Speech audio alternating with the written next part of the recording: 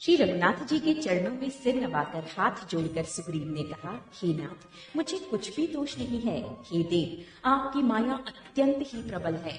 आप जब दया करते हैं हे राम, तभी ये छूटती है। हे स्वामी, देवता, मनुष्य और मुनि सभी विषयों के वश में हैं। फिर मैं तो पामर पशु और पशुओं में भी अत्यंत कामी बंदर हूँ। स्त्री का नयन बाण जिसको नहीं लगा, जो भयंकर क्रोध रूपी अंधेरी रात में भी जागता रहता है, क्रोधांध नहीं होता।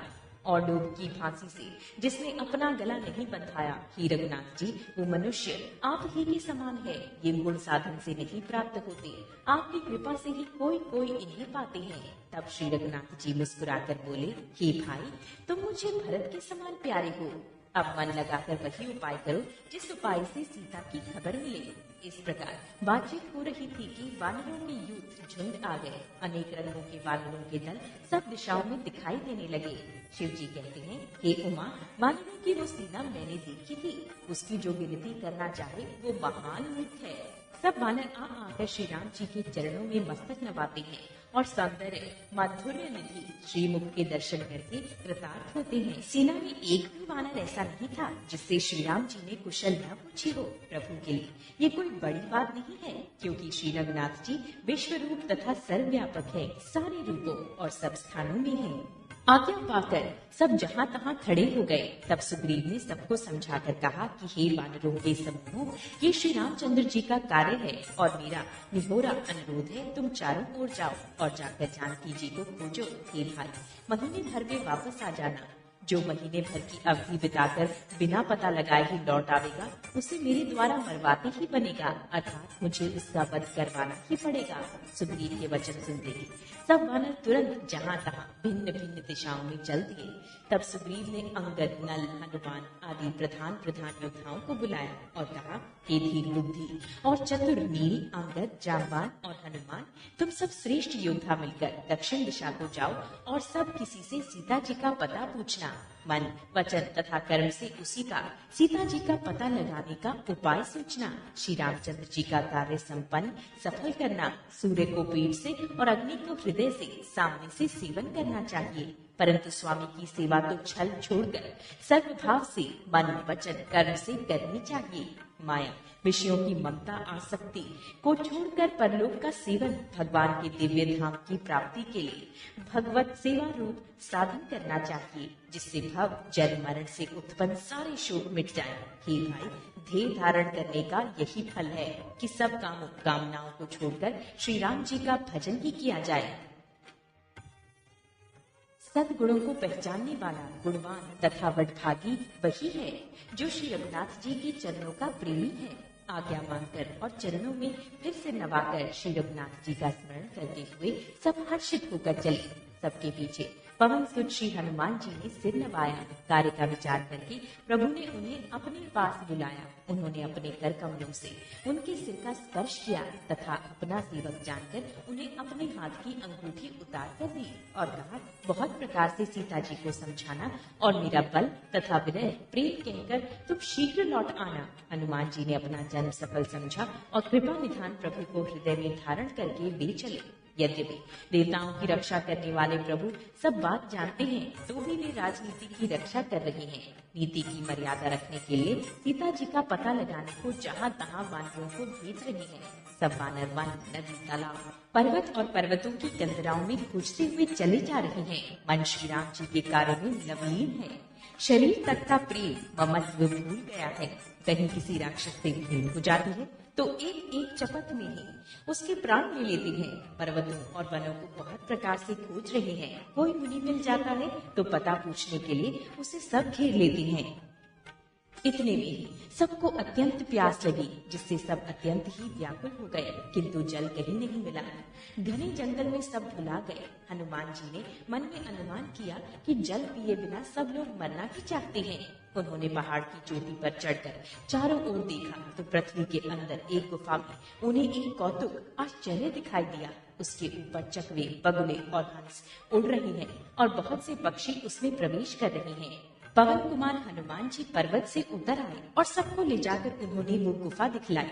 सबने हनुमान जी को आगे कर लिया और वे गुफा में घुस गए। देर नहीं की, अंदर जाकर उन्होंने एक उत्तम उपवन, बगीचा और तालाब देखा जिसमें बहुत से कमल खिले हुए हैं।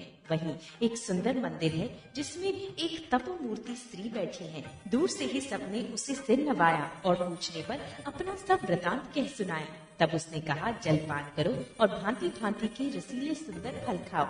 आज्ञा पाकर सबने स्नान किया, मीठे फल खाए और फिर सब उसके पास चले गए। तब उसने अपनी सब कथा कह सुनाई और कहा, मैं अब वहाँ जाऊंगी जहाँ श्री रघुनाथ जी हैं। तुम लोग आंखें मूंद लो और गुफा को छोड़कर बाहर जाओ। तुम सीता जी को पा जाओगे, पछताओगे नहीं, निराश न हो। आंखें मूंदकर फिर जब आंखें खोली तो सब वीर क्या देखते हैं कि सब समुद्र के तीर पर खड़े हैं और वो स्वयं वहां गई जहां श्री रघुनाथ जी थे। उसने जाकर प्रभु के चरण कमलों में मस्तक नवाया और बहुत प्रकार से विनती की। प्रभु ने उसे अपनी अनपायनी अचल भक्ति दी। प्रभु की आज्ञा सिर पर धारण कर और श्री राम जी के युगल चरणों को, जिनकी ब्रह्मा और महेश भी वंदना करते हैं, हृदय में धारण कर वो स्वयं प्रभा बद्रिकाश्रम को चली गई। यहाँ वानरगण मन में विचार कर रहे हैं कि अवधि तो बीत गई पर काम कुछ न हुआ।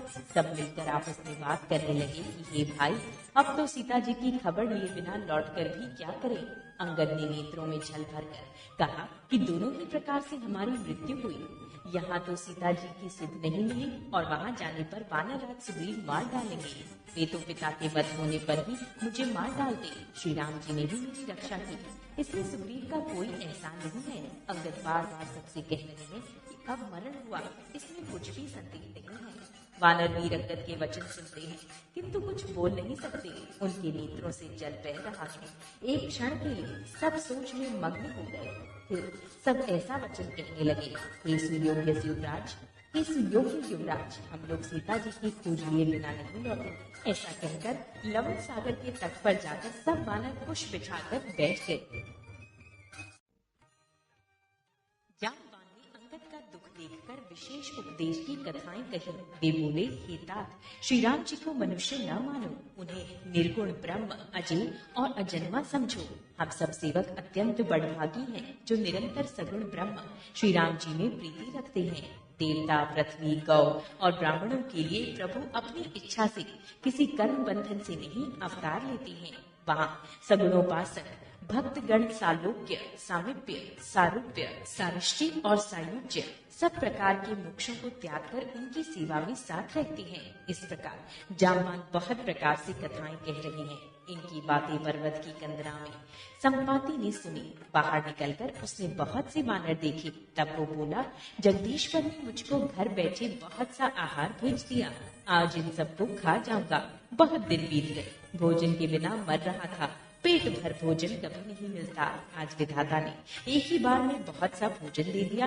गीत के वचन कानों से सुनते ही सब डर गए कि अब सचमुच ही मरना हो गया। ये हमने जान लिया। फिर उस गीत संपाति को देखकर सब वानर उठ खड़े हुए। जामवान के मन में विशेष सोच हुआ। अंगद ने मन में विचार कर कहा, आहा, जटायु के समान धन्य कोई नहीं है। श्री राम जी के कार्य के लिए शरीर छोड़कर वो परम बड़भागी भगवान के परम धाम को चला गया। हर्ष और शोक से युक्त वाणी समाचार सुनकर वो पक्षी संपाति वानरों के पास आया। वानर डर गए। उनको अभव करके अभय वचन देकर उसने पास जाकर जटायु का वृतांत पूछा। तब उन्होंने सारी कथा उसे कह सुनाई। भाई जटायु की करनी सुनकर संपाति ने बहुत प्रकार से श्री रघुनाथ जी की महिमा वर्णन की। उसने कहा, मुझे समुद्र के किनारे ले चलो, मैं जटायु को तिलांजलि दे दूं। इस सेवा के बदले मैं तुम्हारे वचन से सहायता करूंगा, अर्थात सीता जी कहाँ है सो बतला दूंगा। जिसे तुम खोज रहे हो उसे पा जाओगे। समुद्र के तीर पर छोटे भाई जटायु की क्रिया श्राद्ध आदि करके संपाति अपनी कथा कहने लगा। हे वीर वानरों, सुनो, हम दोनों भाई उठती जवानी में एक बार आकाश में उड़कर सूर्य के निकट चले गए। वो जटायु तेज नहीं सह सका, इससे लौट आया, किंतु मैं अभिमानी था इसलिए सूर्य के पास चला गया। अत्यंत अपार तेज से मेरे पंख जल गए। मैं बड़े जोर से चीख मारकर जमीन पर गिर पड़ा। वहाँ चंद्रमा नाम के एक मुनि थे। मुझे देखकर उन्हें बड़ी दया लगी। उन्होंने बहुत प्रकार से मुझे ज्ञान सुनाया और मेरे देह जनित देह संबंधी अभिमान को छुड़ा दिया। उन्होंने कहा, त्रेता युग में साक्षात परब्रह्म मनुष्य शरीर धारण करेंगे। उनकी स्त्री को राक्षसों का राजा हर ले जाएगा। उसकी खोज में प्रभु दूत भेजेंगे। उनसे मिलने पर तू पवित्र ही जाएगा और तेरे पंख उग आएंगे। चिंता न कर, उन्हें तू सीता जी को दिखा देना। मुनि की वो वाणी आज सत्य हुई। अब मेरे वचन सुनकर तुम प्रभु का कार्य करो। त्रिकूट पर्वत पर लंका बसी हुई है। वहाँ स्वभावी से निडर रावण रहता है। वहाँ अशोक नाम का उपवन बगीचा है जहाँ सीता जी रहती हैं। इस समय भी वे सोच में मग्न बैठी हैं।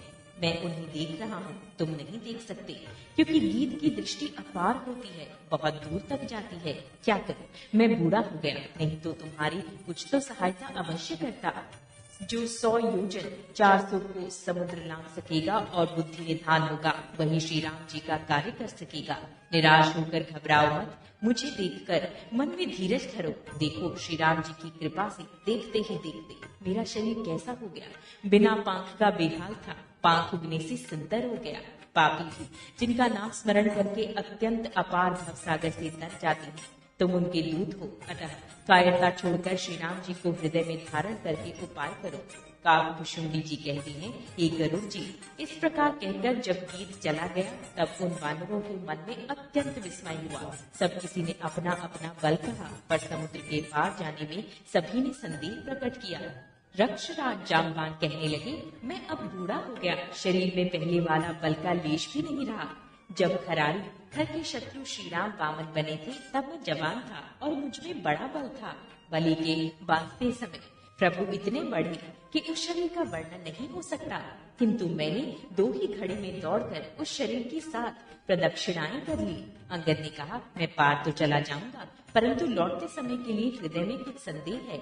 जामवान ने कहा, तुम सब प्रकार से योग्य हो, परंतु तुम सबके लीता हो, तुम्हें कैसे भेजा जाए। रक्षराज जामवान ने श्री हनुमान जी से कहा, हे हनुमान, हे बलवान, सुनो, तुमने ये क्या चुप साध रखी है। तुम पवन के पुत्र हो और बल में पवन के समान हो।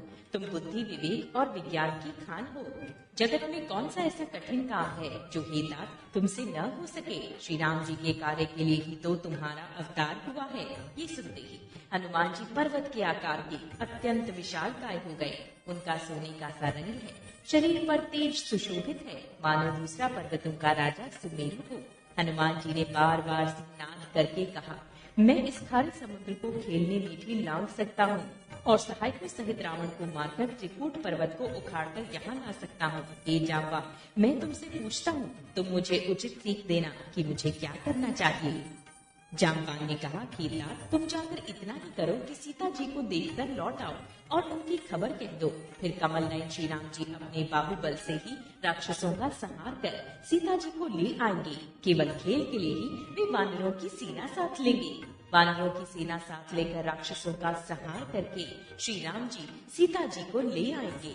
तब देवता और नारद आदि मुनि भगवान के तीनों लोगों को पवित्र करने वाले सुंदर यश का बखान करेंगे, जिसे सुनने, गाने, कहने और समझने से मनुष्य परम पद पाते हैं और जिसे श्री रघुवीर के चरण कमल का मधुर भ्रमर तुलसीदास गाता है। श्री रघुवीर का यश भाव जन्म मरण रूपी रोग की अचूक दवा है। जो पुरुष और स्त्री इसे सुनेंगे, त्रिशिरा के शत्रु श्री राम जी उनके सब मनोरथों को सिद्ध करेंगे। जिनका नीले कमल के समान श्याम शरीर है, जिनकी शोभा करोड़ों कामदेवों से भी अधिक है और जिनका नाम पाप रूपी पक्षियों को मारने के लिए बधिक व्याध के समान है, उन श्री राम के गुणों की समूह लीला को अवश्य सुनना चाहिए। मास पारायण 23वां विश्राम। कलयुग के समस्त पापों के नाश करने वाले श्री रामचरितमानस का ये 4था सोपान समाप्त हुआ। किष्किंधा कांड समाप्त।